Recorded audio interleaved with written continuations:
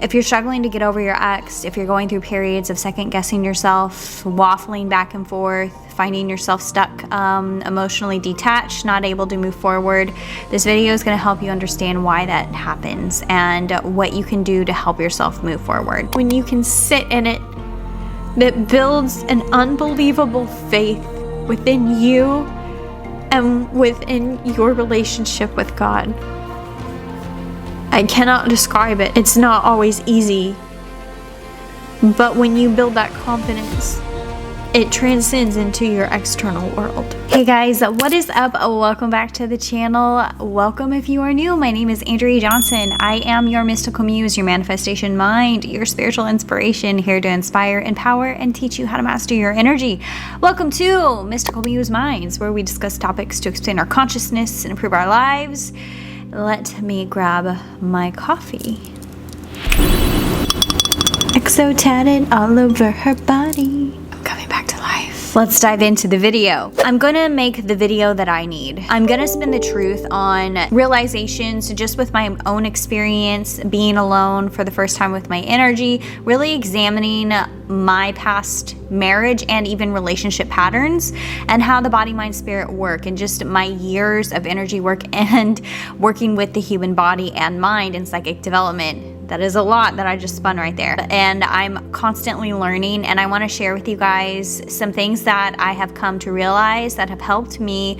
I don't want to say get completely over my ex in those moments that I feel down or second guessing or waffling. These are the realizations that I have to come back to remind myself of what is truly going on and to ensure that I'm making the best decision or have made the best decision and not acting strictly off of emotional impulses in the moment. If you're struggling to get over your ex, if you're going through periods of second guessing yourself, waffling back and forth, finding yourself stuck, emotionally detached, not able to move forward, this video is going to help you understand why that happens and what you can do to help yourself move forward. To first start off with, guys, you know me, I have to lay the foundation, and to lay the foundation, I like to go more towards the truth or more of like a self-realization and science side behind it, and then back it up with spirituality. I believe you need both to have a full understanding of the experience that you are experiencing of relationships. They're just so magical. I want you to understand that whenever we get with somebody, whenever we have a romantic relationship with somebody, and that is saying sexual, we're connecting with them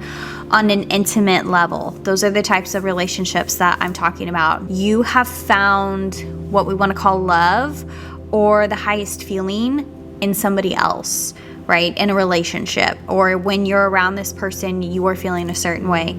So what happens, guys, when we fall in love, the body releases a certain set of chemicals. Chemicals in love are similar to drugs. Essentially what happens, you become, I don't want to say addicted to this person, but you wire neuroplasticity pathways in the mind around this person, a certain way of being, thinking, acting, feeling around this person, and certain chemicals are released. And whenever we first fall in love with somebody, most people mistake the feeling of love with the dopamine hit, with the excitement, with the chase aspect. And I do believe that this, although happens quite a bit, people mistake this pull, this magnetic pull, as love, when essentially it is you just finding fulfillment or a completeness or wholeness within somebody else. And this is a very dangerous game to play, guys, because when this happens, we become codependent, or we need that other person to keep providing whatever it is that they were providing for us, to keep getting that hit of dopamine or those chemicals released, or providing a sense of energy that we are finding to complete us, that we are not giving ourselves, right? So this person is essentially a channel for you to realize the potential that exists within you to create this energy on your own, okay? Like I said before, wire neuroplasticity pathways and feelings around these people, whether they can be good for us and elevate us and build us as a person in positive ways, which I believe relationships, that's how they should be transcending you. Although love can be transcending in the other ways too, as this person is a mirror reflecting back to you the potential of the energy, like I said, you can create within yourself, that is providing a sense of wholeness and completeness, or a home feeling, whether that be good or bad. And if you've seen any of my other videos, you kind of know how trauma bonding bonding. As humans have labeled it, we've put a label to a sense of feeling a certain way around somebody that's not so great for us, that provides a sense of energy in us that we don't like, and we call that trauma bonding. Short, sweet answer there. So whatever the case may be, whenever we separate from somebody, we have to detox our body, mind, and spirit. And the longer we are involved with somebody, the longer we are around them, we become one. Our energies become one with one another. We're almost like this same person. So you're wiring neuroplasticity pathways around a way of thinking, acting, being, feeling around this person. And we get into these energetic patterns. We provide basically an energy for that other person, right? When that falls away, there is a certain level of identity that falls away with that person. We lose ourselves sometimes in other people whenever we have levels of codependency, whenever we're finding completeness in somebody else, right? So when you separate from your person, we see that, especially in marriages, and especially how religion spins it, guys, is a separation from the divine, from God, right? When we leave our partners, we're actually losing a sense of ego. And what you feel is real. The sadness, the detoxing, the emotional ups and downs, that is literally your body, your mind, and spirit detoxing from this person. That is completely normal, and I feel like people don't completely understand this until either you experience heartbreak, a separation of something of this nature, of detoxing a piece of you that literally has to die. We all go through some form of an ego death, or I do feel like most of us do in the human experience, because I don't think a human can escape this, because essentially we will identify ourselves with something in our external world, whether that be jobs, people, where we live, and the idea about ourselves. Something, spirit is going to cause us to shift that, to shake that up, to change that. That is the best way in which we can learn, is having that ego death. Like I said, essentially, you're going through a body, mind, spirit detox. You are going through the same stages of grief that somebody else goes through when they literally lose a loved one to death. I was not necessarily mourning him, I was mourning the version of who I was with him, right? That version of me, that energy of me died with him, because there was a level of codependency that he was providing me. So I was literally going through body, mind, spirit detox, waffling back and forth on decisions. One day I felt like I was on top of the world, and I could have this like in my back pocket. I was like, I made the right decision, I got it. The other day, like literally the next day, I'd be on the floor crying, you know? So the emotional roller coaster is real, and I will pop up the 5 stages of grief, because that is essentially what my therapist had described to me. Literally, you can waffle from stage 1 to stage like 5 in a given day. That is essentially how the human body and mind and really spirit work in this aspect of relationships and separation from it. You will separate on the energetic and spiritual plane first before it actually manifests in the physical world. So with that meaning, you will start to feel like a different person. You will start to feel emotions and energies around this person that are not in alignment with love or with your soul, right? Start having thoughts that maybe this isn't working, maybe I should go to therapy, or like, that's what I mean by separating on the energetic plane first before you physically separate in the physical world. So now that you know that literally what you're going through is like a detox of a drug, you're detoxing this other person from your body, essentially your cells. Fun times, right guys? Now let's go over some of the things that you can do and some self-realizations that I have had that have helped me keep moving forward, or that have helped me ensure that I have made the correct decision. So first off, guys, I want you to understand, since this is detoxing like a drug, if you take the drug again, you're gonna reintroduce that chemical to your body, and you're gonna become addicted again. It's the same thing with the person, but instead of, I don't wanna say taking them like a drug, if you think about them, if you expose yourself to them in some sort of a way, that means thinking about them, going to old places that you might have shared special memories together, you know, talking to them, stalking their social media page, guys, that's a thing too, listening to old music, maybe your song, you're jamming it out, bawling your eyes out like I did in high school.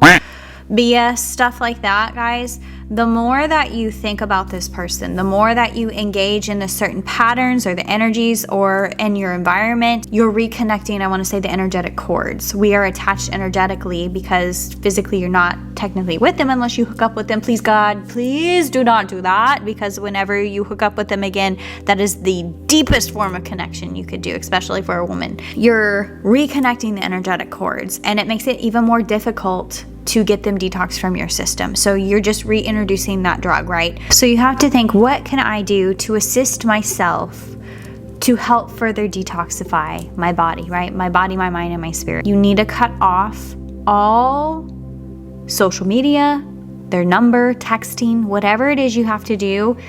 Try your damnedest to get them out of your sight, therefore out of your mind, right? Do whatever it is that you can. And I know this can be challenging for some people who have kids together. You have to basically work together, do what you need to do to parent your children, right? I will share with you what has helped me the most. The first thing that I did, I don't want to say the first thing because it took me a little bit, guys. Eventually, I had blocked my husband on all social media. What finally was the camel that broke the straw that, what is that? The straw that broke the camel's back. He had stood me up. We were supposed to discuss things further, and I could not get him to comply or to work with me. And whenever he had finally reached out, set a date, he pretty much stood me up. And from there, I was like, no, that was a boundary that was crossed. I will not be treated like that anymore. I will not invest time and energy or hope, essentially, into working things out. When the moment I tried, it was basically shattered, and I got that same feeling that I had whenever I was stood up time and time again in the beginning of our relationship. No more. So that is where I saw growth within myself. I cut all social media connections to him.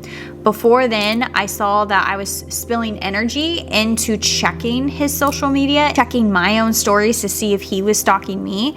I would always get anxiety checking social media because there was that chance as well too. I would see pictures of him with other girls or him commenting on other girls' stuff or liking their post, and that triggered me. So I will be 100% completely honest.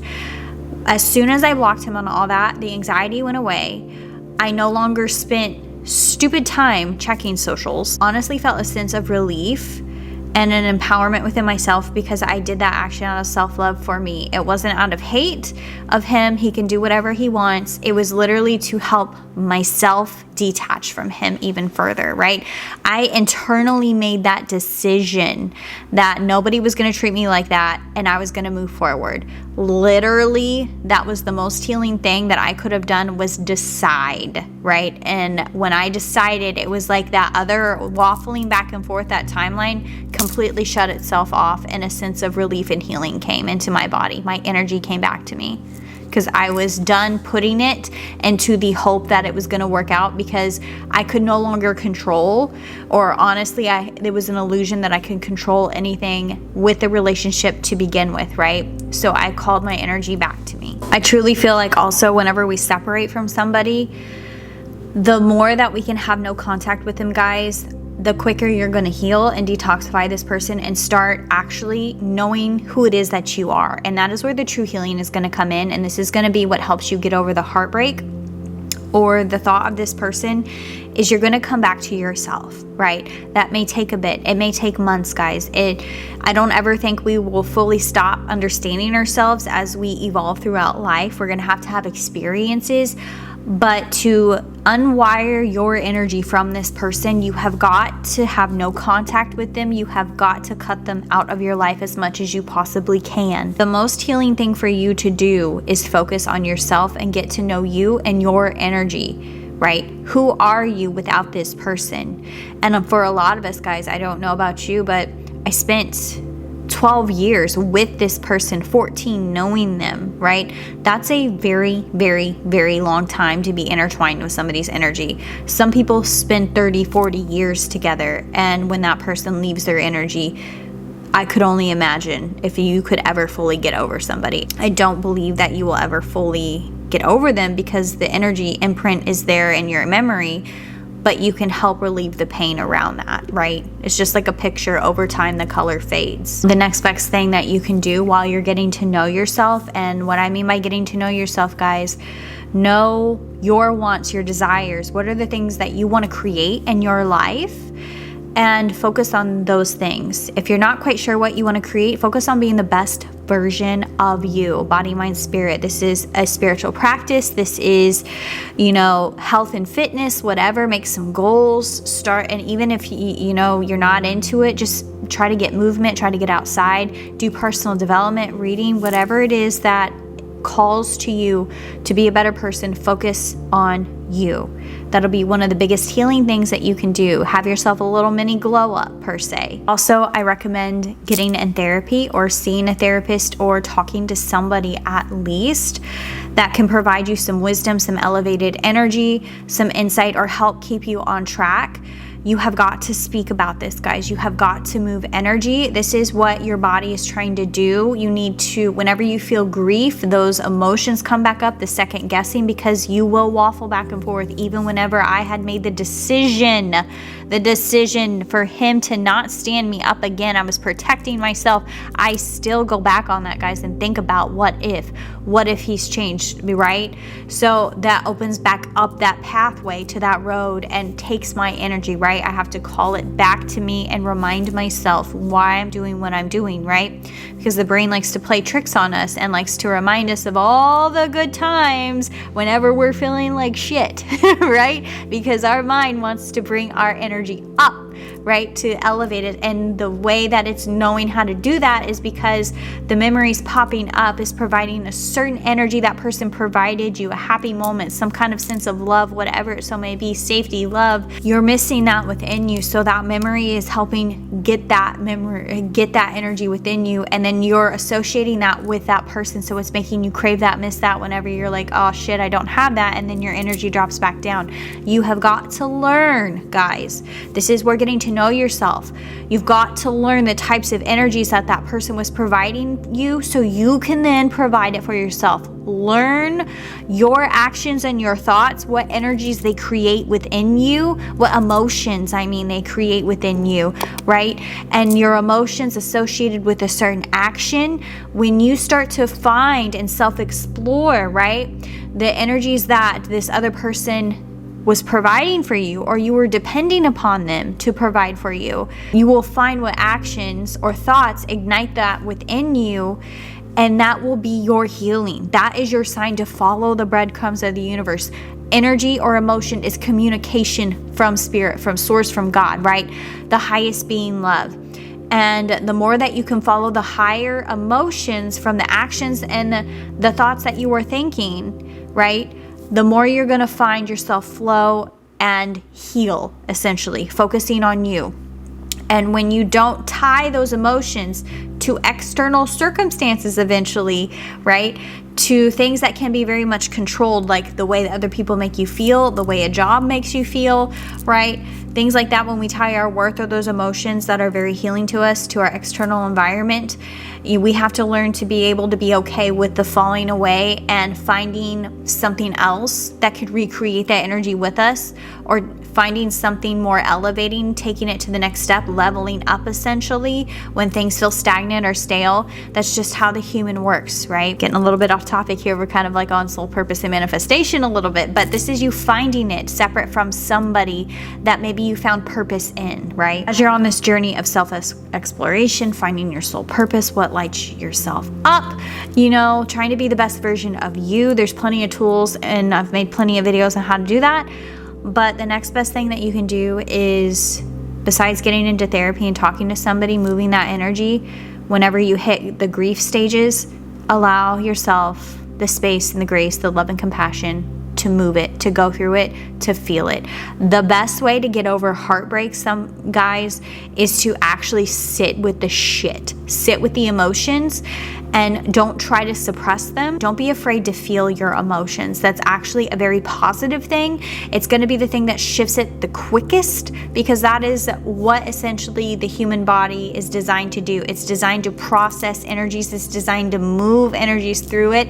You are the conduit between heaven and earth. Energy is literally always passing through this body. Spirit having a human experience, powering it, right? Whenever we identify ourselves with emotions, with thoughts, the feelings of sadness, whenever we're judging ourselves for feeling the way that we do, whenever we hold on to it, those thoughts, we identify ourselves, and that's when, if you're not careful and you hold on to those emotions and those thoughts, and you start identifying yourself and creating an identity over heartbreak and always constantly healing, and now you're just this damaged person, that can be the most toxic thing for you and your body and your health, essentially, right? It will keep you stuck in that constantly never-ending healing phase, right? You have got to acknowledge your emotions. You've got to, I don't want to say forgive yourself for feeling them, but don't judge yourself for it. Just let it pass through the body and understand, go back to the beginning of this video and understand that this is just how the human body is. This is what happens whenever we lose somebody. And that is okay. That is part of the human experience and our existence here. The emotions are just telling us more about ourselves, right? So just allow the body to process it.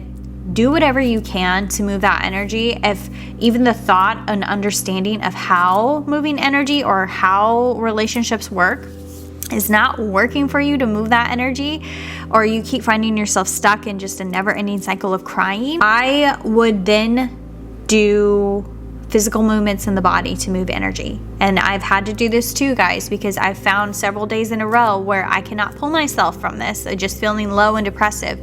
So to actually physically move energy in the body, guys, you can do exercise, you can do breath work, you can do yoga, you can look at what you're eating, guys. If you feel very low, you need to eat elevating foods, like hydrating foods, fruits, vegetables, plants with life, things that are life-giving, right? Study Ayurveda. That'll give you more information to bring your energy up. You can also do sound healing. You can do Reiki and energy work. If you need to move energy with a good tarot or oracle reader, right? Go see a spiritual counselor. This is where therapy helps too, speaking about it.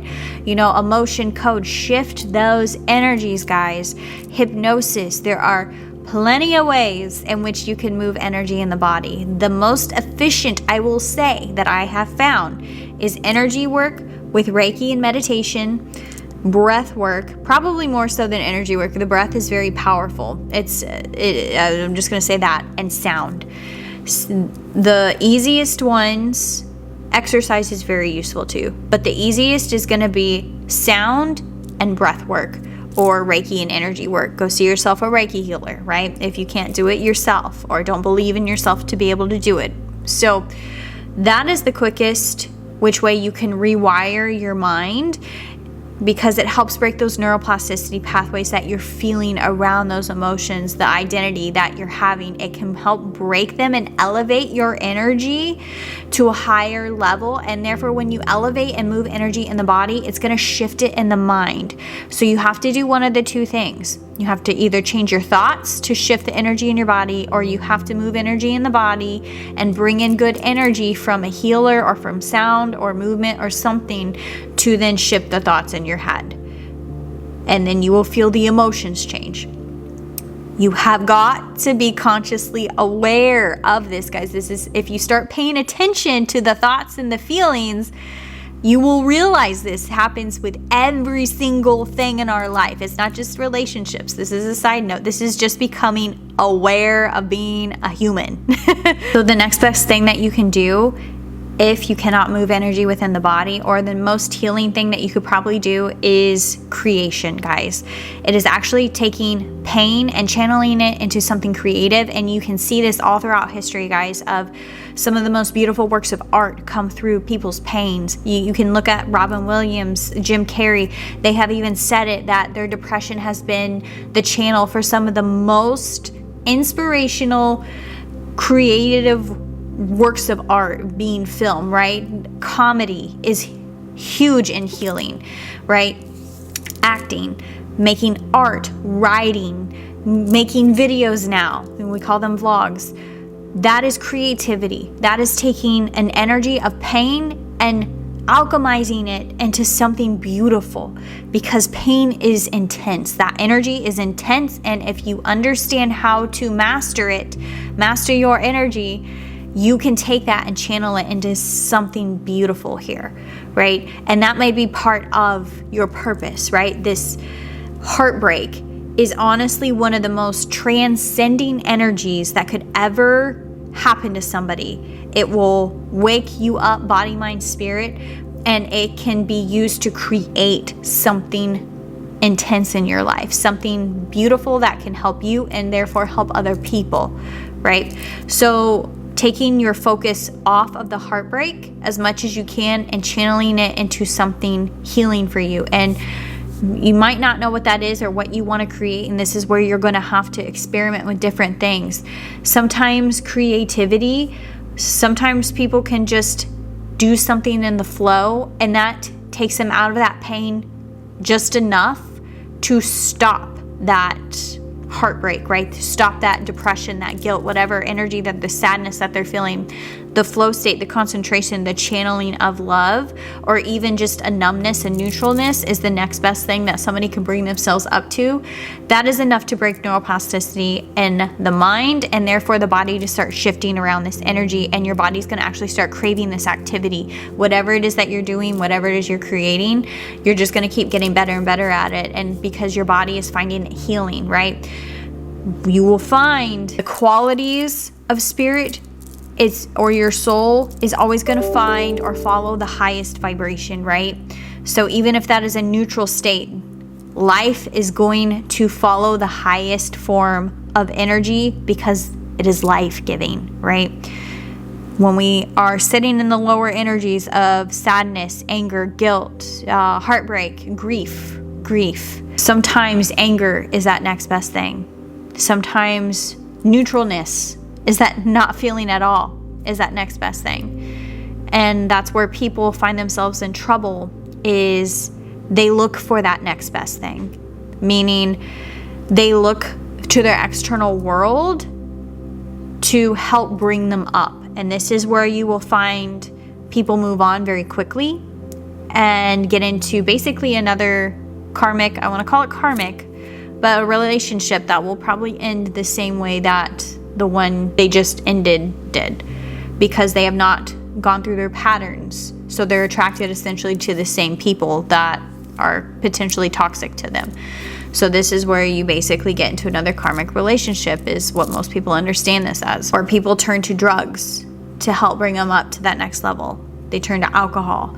They turn to smoking. They turn to porn or whatever is going to help them elevate themselves to that next level of vibration that doesn't feel like death to the soul. And then they will wire neuroplasticity pathways around this, and you will have new addictions in your life, essentially. And what we know about addictions, guys, it is life-taking, essentially. You are dependent upon something to give you an energy that you cannot provide in yourself. If you're doing drugs or things like that, even though it might be a better energy in the moment, over time it's going to wear your body down, and then you're going to start having a different problem, probably an even bigger one. This is why it is so important, guys, to use this time alone to get to know you and spirit. This is your time. This is a blessing, even though it does not feel like it. Trust me, I know. It does not feel like it all the time. But it is the biggest blessing, because you have a chance to start over. You have a chance to know and understand yourself with spirit. And that is the most beautiful and the most healing thing. I promise you, just have got to not judge yourself for the days where it doesn't feel good. Not everything is supposed to feel good, guys. We need those low moments so we know how to either bring ourselves up so we learn more about ourselves, or so that we can truly appreciate what we do desire in life, so that we can know what we want in a partner, so that we know how other people can elevate us, so that we know how to hold space for somebody else, because the only way that we can hold space for somebody else and meet them at the emotional capacity that they need is if we can meet ourselves at that capacity. The only way that we can feel the depthness of love is by the love we show ourselves and feel for ourselves. And this is your time to actually give it to you.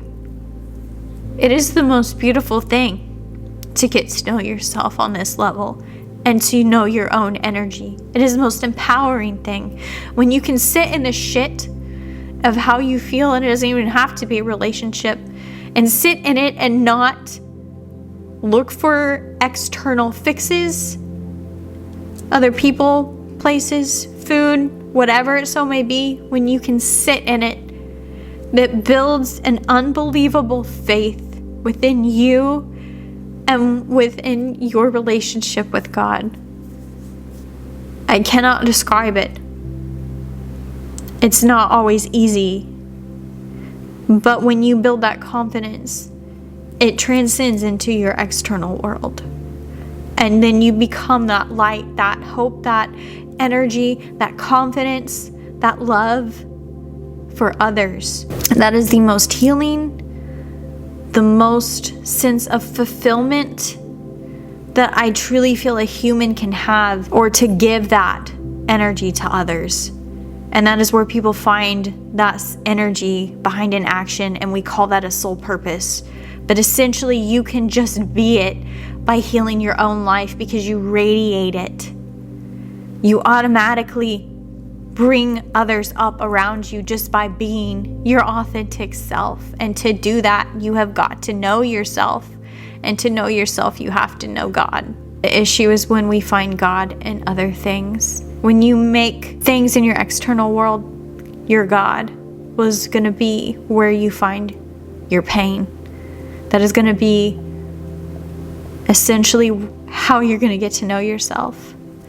Because when things fall away, when we attach ourselves to our external world, to an identity even, when all that falls away, because it will, that is when you will truly know God. And when you can know that just by simply being still and silent, you will become unfuckable. So I really hope this video helped you. It was the video that I needed. Despite all that has happened, I still find myself second guessing and missing the old versions of me. And that is okay. I love myself regardless. And it's okay to miss who you were. But I put my focus eventually on who it is that I want to be and what it is that I want to create in my life. And I know I'm not always going to be alone. My correct person will show up, and that's what I want you to know too. Your quote-unquote soulmate will show up when the time is right. Just release control and focus on you, and the love will automatically show up. Your soulmate will show up. It will no longer be about a world of codependency and providing energies for one another. It will be elevating one another. It will be adding to you in your life. That is what relationships are meant for. I truly believe that. Yes, there are mirrors, but this other person, your soulmate, will enter into your life when you're least expecting it, because you will be whole, happy, and complete on your own. And whoever comes in only adds to your experience, right? Because you are consciously aware of how to show up for somebody and hold a level of respect, a soul contract per se, if you want to call it that, and they will know how to hold it with you. That is love, is allowing somebody to be their full authentic self without judgment, without trying to change them, but you complement each other with your authenticity. And then you have new experiences with this person that you did not even know was possible, or feelings that you did not even know could exist. New heights of love you can create with this person. So I'm sending you all my light and all my love. Satnam.